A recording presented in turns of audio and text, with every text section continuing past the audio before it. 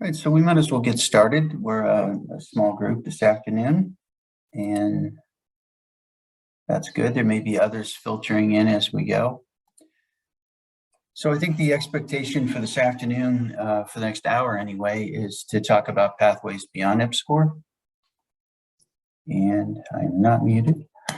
So what I'm going to do is hit a quick presentation. It's a lot of information, and we weren't really given guidance in terms of what pathways mean, but to me it means just that. It could be many routes. And so we're going to talk a little bit about CBET, but bigger picture. So I'm not sure who's in the room. I can see names, but I can't see whether you're senior or junior in your career. So don't be insulted if I say something that if you're a senior person and I'm talking to at a different level. So, but I'm going to give, because I didn't know the audience completely, I'm going to give the bigger picture from the way I see it as a program director at NSF and CBET. All right, so real quick, these are the 5 things I'm going to hit real quick. I'm going to hit diversity pretty light because of the fact that you had a section on it I saw yesterday or the day before. So I'm just going to briefly, quickly hit that. But this is, again, trying to think beyond EPSCoR. All right, I'm going to hit this again. When you're looking at reviewing it, trying to get funds from an agency, try to think big picture. And this is the way I always advise, no matter what level you're at. This is how I think in terms of dealing with other federal agencies. Think of the big picture and then delve into the weeds in terms of what the agency is asking you for, the solicitation itself. And both are extremely important, I find. And both ways, the big picture doesn't take that much effort, but usually look at the big important documents that are out there, the guidance that's provided. Each year, OSTP provides R&D guidance for R&D priorities, which the president then directs the federal agencies to enforce or to follow the policy. So you're going to fund funding opportunities through that. And you see the latest one, again, this is every year, it comes out around usually January, February, but it talks about pandemic and the economy and racial equality and climate. So it gives you some hints at what the funding agencies are going to fund and for the next few years, actually. And then you have the strategic plan of each agency. So think big picture, real quick. National NSF is bottom left-hand corner there, one of the independent agencies. Try to think about all of the other funding agencies that you might go to as well, not just NSF. And there's just a little history of some of the major S&T R&D type agencies that you're going to find funding for your research. So they're all, they have different missions, but they're all a potential opportunity for you to get funding. I'm going to talk about the vision because you've heard about that throughout the past couple of days, but we know what NSF is talking about, primarily science, but with a reason, right? You've heard about the NSF, what we look like, but again, we're going to delve down into CBET. So engineering, you've heard about that, I'm sure, but if you haven't, Susan's our director, Don is our acting director, and then the five divisions there have leadership listed there. Important thing to think about it for your future is that you may want to come to NSF and be one of these division directors. They're all rotators, and so they're from faculty members. They come for a couple of years and lead the division. Susan's a rotator, so she again is our AD. And again, you have the opportunity for your career to look beyond just seeking funding for your research. This is what CBET looks like, made up of program directors based in clusters of related programs. And the really important thing here is that, to find the program, the core program that you best fit in for your particular research area. And there may be multiple programs. That's okay. And to contact those program directors, I'm going to reiterate that, but contact them if you have an idea, because it might not necessarily be a bad idea. It's how it's presented and how the community is going to receive it that the program director can help you with. Or if you're in the wrong place, conversations all the time about whether you should be in fluid dynamics or whether you should be in some other area. The program director can help you with that. And that's kind of our job, is to make sure that to help you get to the right place, part of our job. So CBET's mission is transformation of matter by chemical, thermal, and biological means, transport of mass, energy, and momentum. So that's kind of the transport is big part of that. And in order for the workforce to maximize quality, length of life, to allow humans to live sustainability on Earth, and of course the science itself, right, is the means to the end. terms of partnerships, in case you're not aware, NSF is partnered with many organizations, and then each division can have their individual relationships. And this just shows one that our division has, CBET, and now CMMI has it as well. Physics has it. It's CASIS, so it's a non-profit organization that helps get your research onto the space station. So be aware, I'm highlighting this one. I've been involved with it for the past 6 years. And it's an opportunity to submit a proposal to NSF, but to do your testing on the space station. So it's another pot of funding that's available, another opportunity for potentially for you. And this is just one of many examples of relationships that are built, partnerships between NSF and another organization. All right, so again, I'm not going to, in each solicitation is going to show you who to contact. And, just for CASIS one, it shows you that there's 6 people to contact, and you can contact whoever in that group you think's most appropriate for your line of research. But every solicitation is going to have this, no matter where you're at NSF. Anything that you see is going to have a name associated with it. Feel free to contact that person. And before you spend a lot of time writing, make sure that you're a good fit for that. Or again, it's the way you write a proposal sometimes. Fluid dynamics, all the core programs are going to have a program description, and the program director puts that in each year. So it's good each year to take a look and see if there's anything changed, anything emphasized. This just shows you a snippet of the fluid dynamics one. The first number 21 says it's the fiscal year 21 is when it was updated last, and then 1443 is the program, which is fluid dynamics. So that's kind of the key code behind the number system. And in this case just shows you for fluids that, there's a relationship with Air Force. And I put that in there particularly to see if there's any interest in some hypersonic work that Sarah at the Air Force is also interested in. So we co-fund this activity. So again, just information you should look for each year in the program descriptions. Doesn't take much time to take a quick look. All right. A lot of other relationships internationally. Be aware of that if you want to build a relationship with somebody, let's say in the UK, EPSRC is the organization over there that your UK partner, your colleague that you want to do work with would seek funds. But with this relationship, you can submit one proposal, whether it's at NSF or whether it's over to the EPSRC, and you both get funding from that activity. So there's special solicitations for many of these countries that have special rules, and just pay attention to that too. It's another opportunity for you to get funding and then work with other agencies or whether other countries, your colleagues in other countries. So, right, in terms of research, there's unsolicited proposals. I talked about core, like fluid dynamics. There's career, which many of you or some of you may be interested in. There's GRFP. Try to look into programs that are available for your students. You can help them write proposals or at least guide them. You can be on panels to understand how that process works so that you can then better help your students get funding as well. And then there's fixed solicitations. They come and go, like the coronavirus. Solicitation came out, over $75 million went out the door very quickly to try to look at that. And then there's others that are fixed, but they've been around for a long time, like CDS&E. And I'll talk in a second about that. I talked about CASIS. It comes each year, but it's only been here for a few years.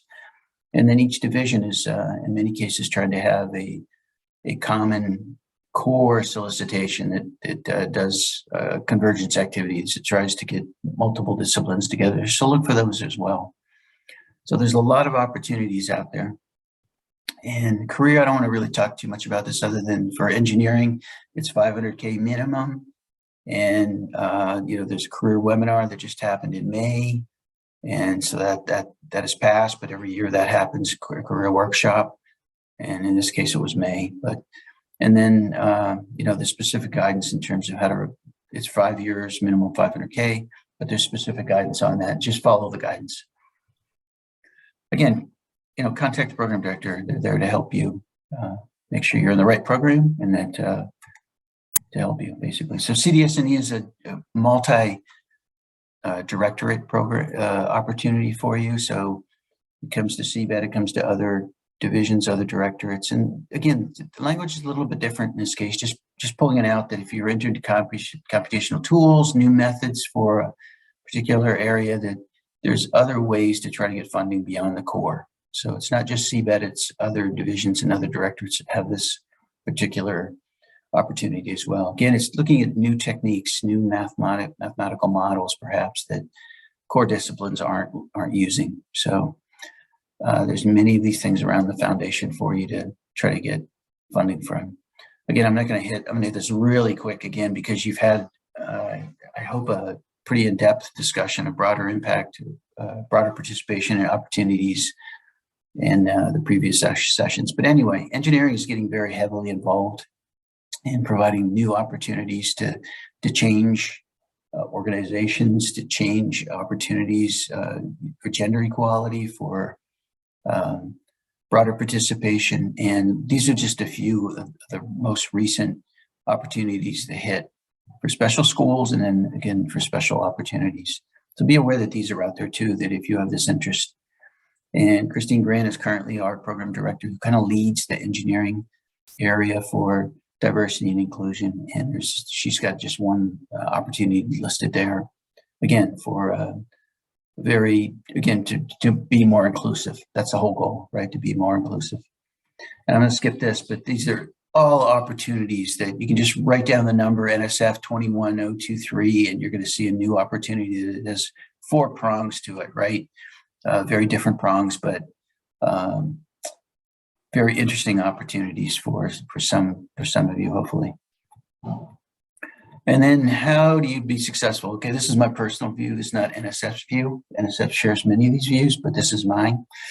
Have a work-life balance, right? Understand your broader impact passions. NSF is intellectual merit, so the science, but also broader impact. So that comes across as being very stagnant or very exciting, depending on how you write that. So understand your passions. Develop partnerships, even with industry. There's some great opportunities in industry that NSF is building now with our new TIP directorate. Be aware of the facilities, the capability that's out there that is available to you just by reaching out and trying to partner with another organization, other agencies. The government laboratory system, there's incredible wealth of scientists and facilities out there that you can try to team with. And again, reaching out is really a good way to do that. Be part of the D&I conversation. Okay, this just shows a team of us in engineering that have that conversation, how to better include diversity, inclusion, equality. And so be part of that conversation. I mean, at your organization is a good way to start. And finally, volunteer, get involved. And these are my last couple of slides, but become a panelist, right? Email a program director with a brief sketch of what you can do, a couple of bullets of your relevant expertise, and current or prior NSF funding is not required. It's your expertise we're looking for. And then we've been doing virtual panels for a couple of years, but eventually we'll go back on site. You come to the building for a couple of days, and you're going to review 5 to 8 proposals probably, and you sit in a 1 or 2 day panel and meet with a group of, I don't know, it could be anywhere from 8 to 10 to 12 other panelists, and discuss proposals. Be involved with societies. A lot of doors open when you start volunteering for the societies too. I just listed a few here that you may recognize or may not recognize, but a lot of doors open for your career. Hopefully election fellow is, it's a goal for some of you. It really depends. And finally, last one's here is leadership and program directors want you to succeed. We want to fund innovative science, right? The staff, we're here to help you. Knowledge is power. Ask questions. Don't be hesitant to do that. And how do I maximize? Prepare a creative, transformative proposal. Communicate with the PD to make sure that you're on track, that you're the right program. Follow the policy. NSF's PAPPG is the policy for writing a proposal. There's musts in there. If it says you must do it, you must do it. Otherwise, you're not compliant. And then follow the time deadlines too, especially if it says it's due on 10/22/2021. I should have updated that for today's date, but I didn't. At 4:59, if you show up at 5:01, your proposal will not be considered. So there's some of those dates to be aware of as well. And beware of institutional deadlines. Some of your institutions will say they need 3 days to upload a proposal for you. Don't contact the program director the day before and saying, my institution has a deadline, I missed it. That's really between you and the organization, your institution. So be aware of their deadlines, internal deadlines. And post-award, submit annual reports on time every time. Everybody's busy, but it's really important. You can ask me that question, why it's important, if during the Q&A if you want to. Immediately address queries from staff. You might want to ask me that question during Q&A if you can't think of anything as well, like why is that important? And they'll know about the perks. And that might be another question you can ask if you want to. What are perks?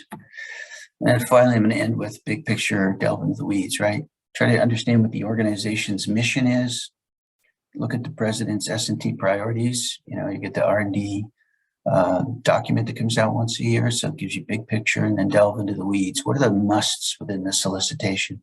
What do you have to do in that solicitation to be successful? And with that, I wanted to keep it short so that you folks can turn on your cameras and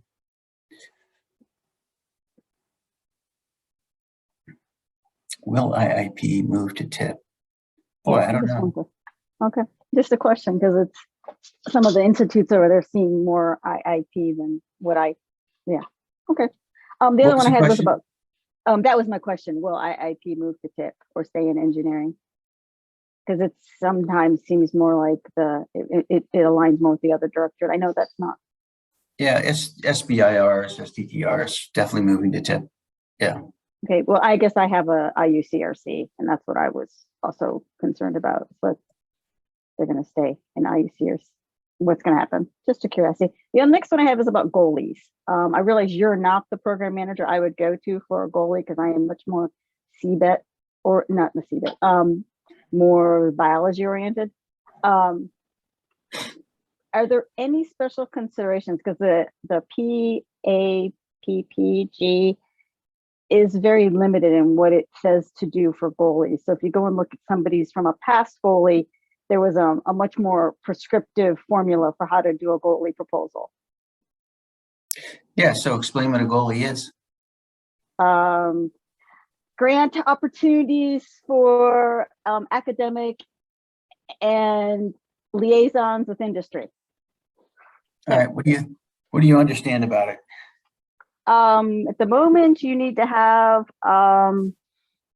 buy-in from an industrial partner, right, which I have got.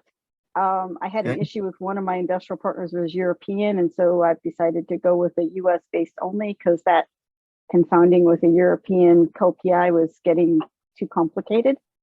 And so I've now found an American company with an American PI.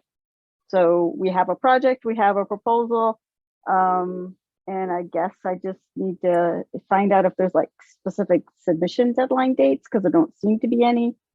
Yeah. Submit it. So how do you understand the budget to work on that?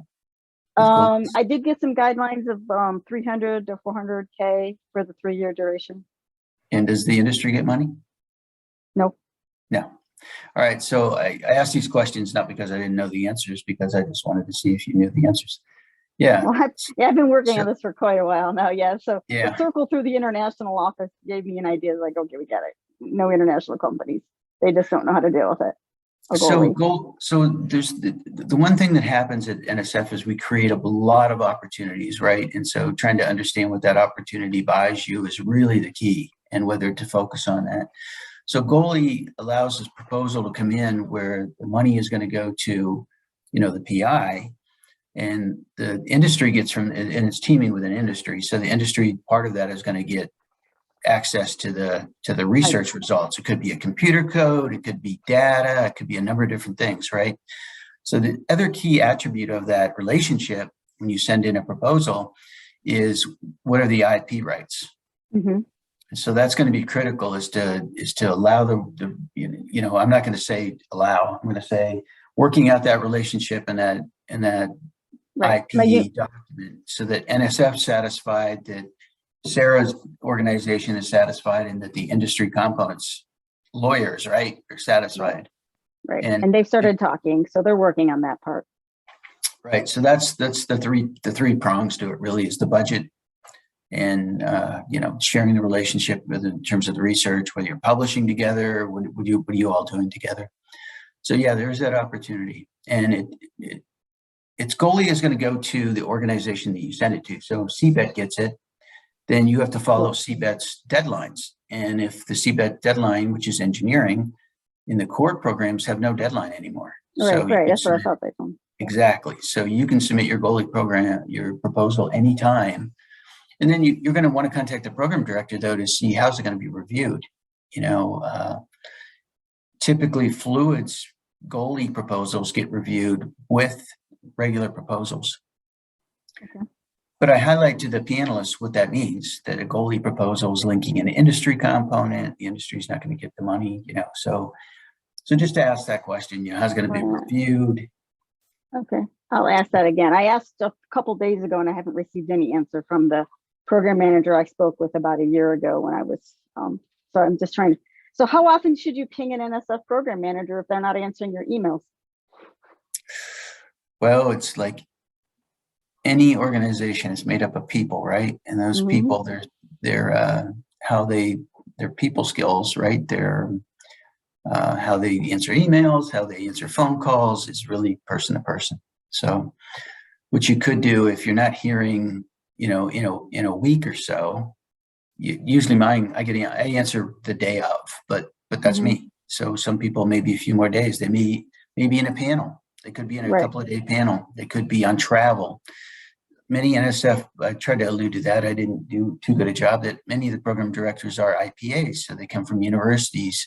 They may be on, we call it IR&D, which means that they can go back to their university for the day or 2 days and check with their grad students, right, to see how they're doing and how the research is coming. So they may be on IR&D offsite. So I'd give it a few days. Okay. Yeah. Other questions? That kind of answered, Sarah, what you needed? Yeah, I think so. I'll ping him again and we'll get through this. Yeah. Yeah. Thank you.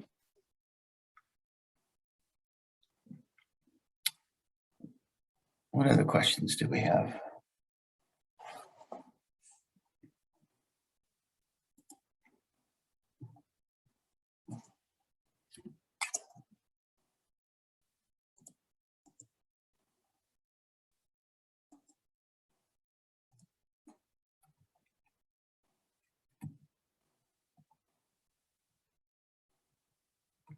Okay, we're not going to sit here with dead air.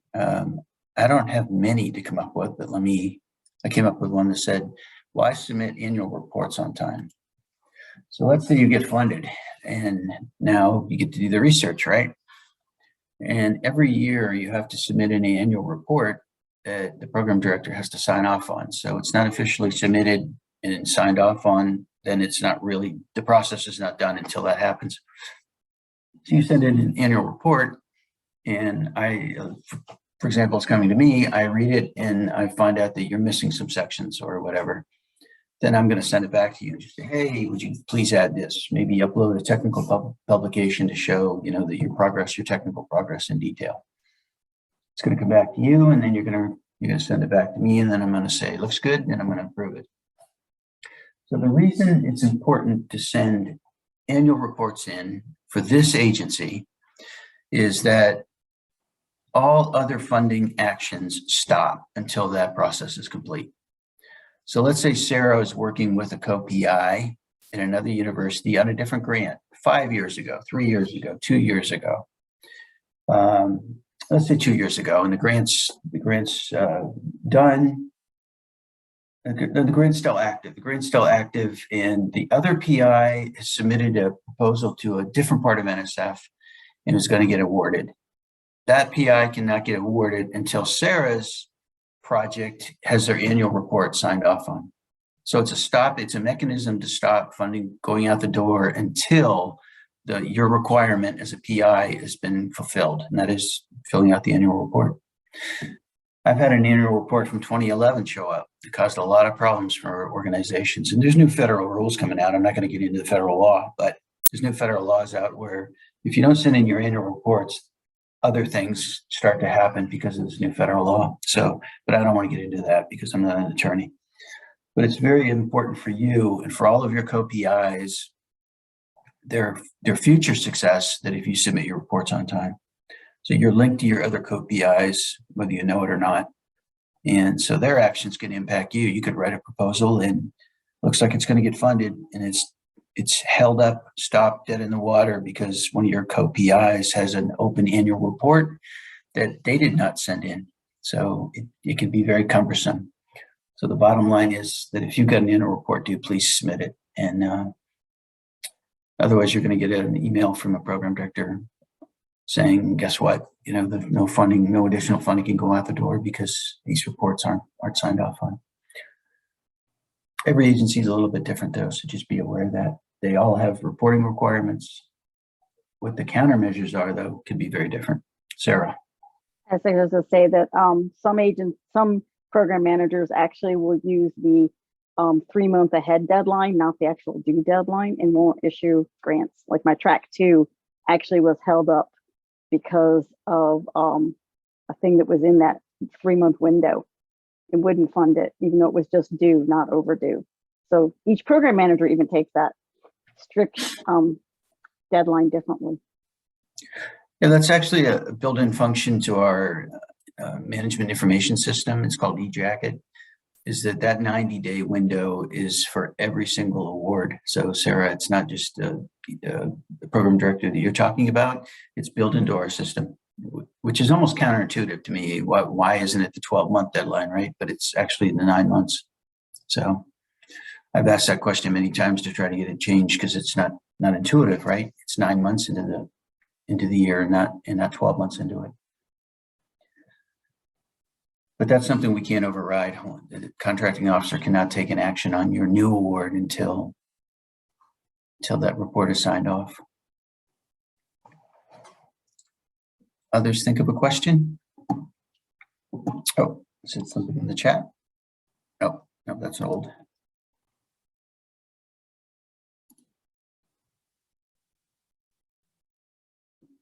Oh, sorry. So I have 2 more since nobody is asking questions. One is why respond? It says, I said respond immediately if you get a staff member contact you. Why would that be? Well, if a staff member is contacting you or PD, it could be an indication that funding may be pending. So it's extremely important that if something comes up, that you try to respond immediately to whatever that query is, because usually what I do is I ping the PI and say, hey, could you provide this, or could you look at this, or provide me this information.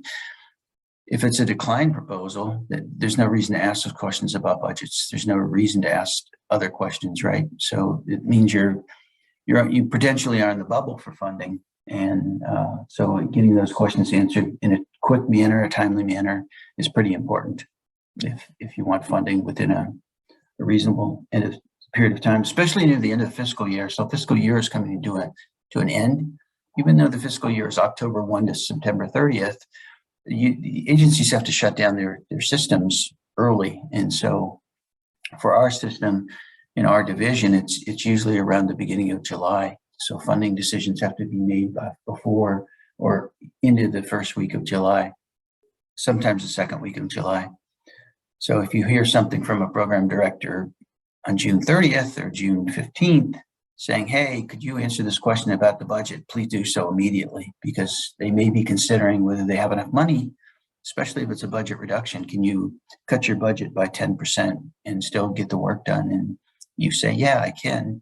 If you don't answer in 2 weeks, the money is already out. It's already gone from his or her program. And, they were trying to help you and trying to contact you. So that's the reason you want to respond to staff pretty quickly. So the question in the chat was,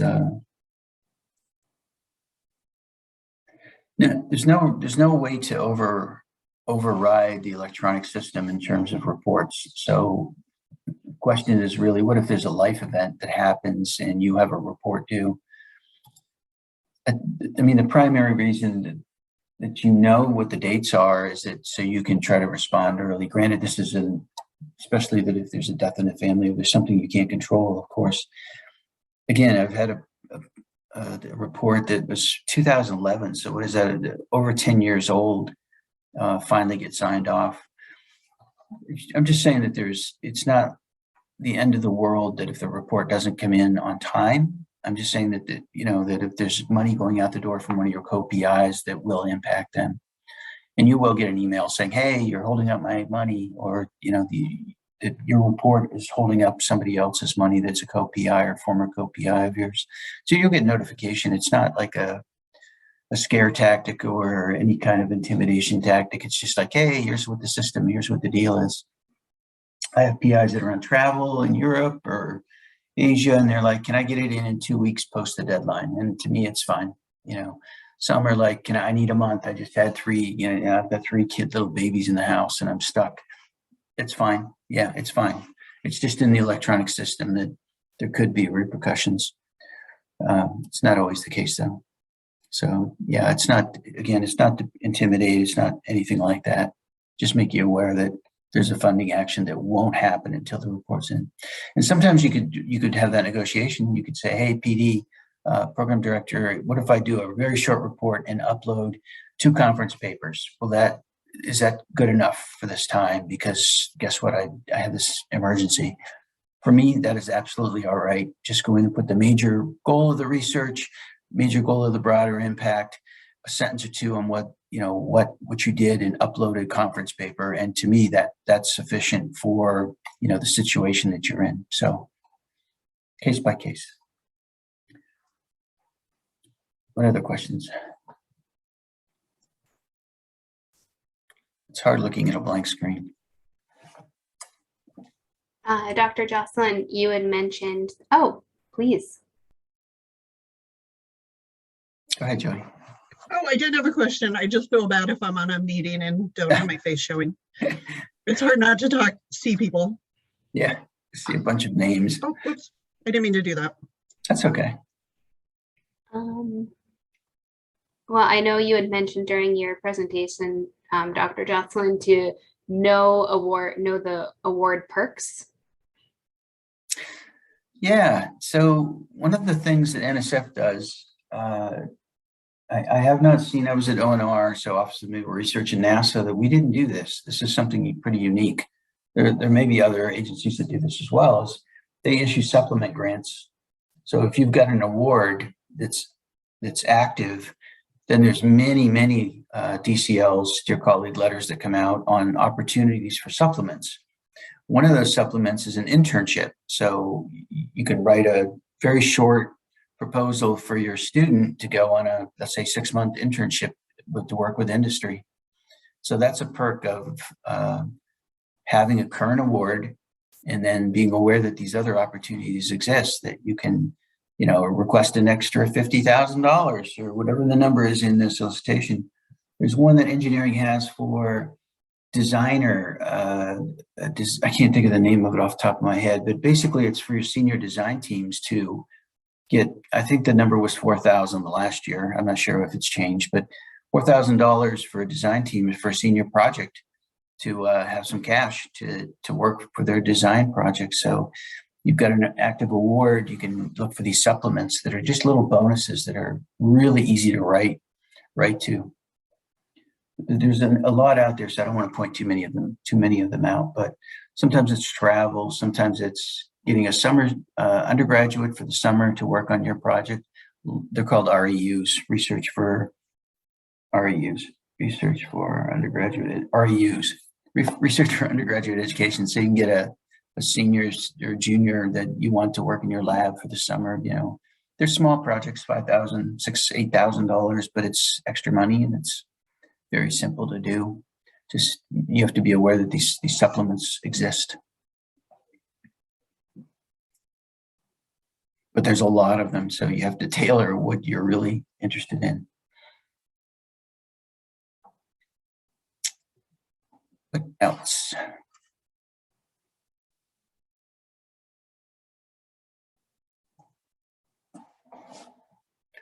So Jody, do you feel pressure because your screen is on? You have to ask something. Yeah. Not really. Yeah. I just noticed when I was teaching during COVID, it just got real frustrating when you couldn't have that interaction. So I feel bad. And just curious, because I jumped on late, so I'm sorry if this is a repeat question.